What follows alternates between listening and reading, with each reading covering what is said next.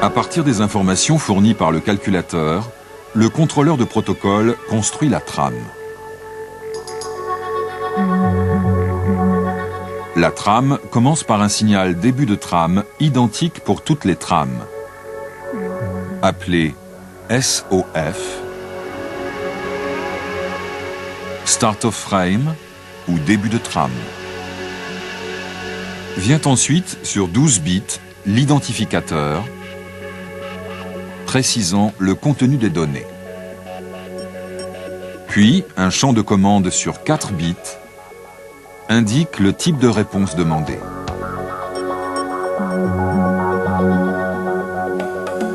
Il est suivi du champ des informations comprenant au maximum 28 octets. Un champ de contrôle sur 15 bits permet ensuite de vérifier la cohérence des informations.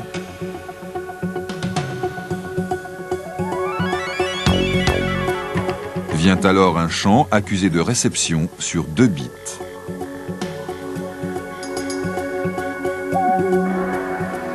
Un dernier signal, identique pour toutes les trames, indique la fin de trame, ou EOF, End of Frame.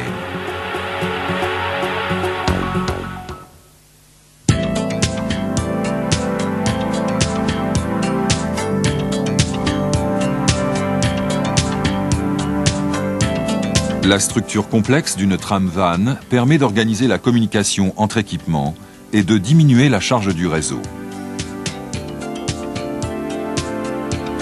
Sur chaque équipement, le contrôleur de protocole joue un rôle fondamental. Par lecture du champ d'identification de la trame en diffusion sur le bus, il décide si l'information est destinée à son équipement.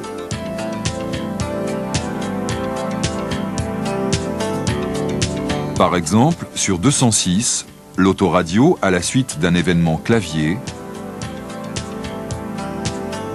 envoie sur le bus une trame à destination de l'afficheur.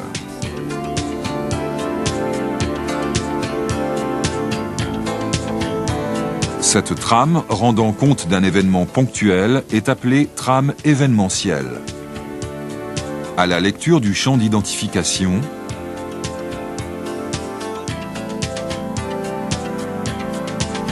le contrôleur de protocole de l'afficheur sait que le message concerne son équipement.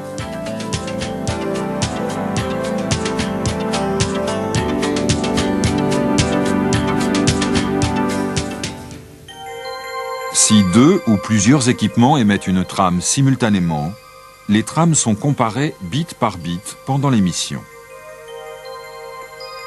Le niveau 0 est dominant, donc prioritaire, sur le niveau 1 dit récessif. Tant que les trames sont identiques, les équipements émettent. Dès qu'une trame présente un 1 récessif, alors qu'une autre présente un 0 dominant, le contrôleur concerné arrête l'émission et met son message en attente pour une diffusion ultérieure.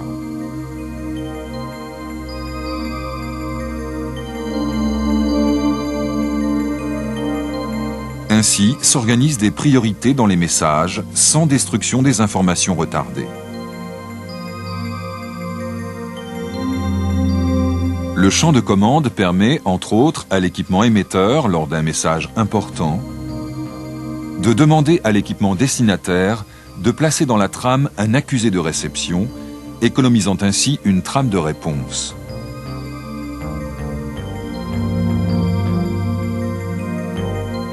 Quand un maître interroge un esclave, ce dernier vient placer dans la même trame l'information demandée, accompagnée de son champ de contrôle.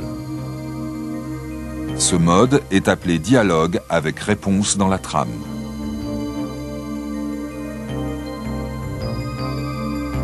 Certaines trames sont dites périodiques et renseignent régulièrement le système sur une grandeur physique en évolution. Ainsi, l'afficheur interroge régulièrement l'autoradio sur l'ensemble de ses paramètres. L'autoradio effectue une réponse dans la trame.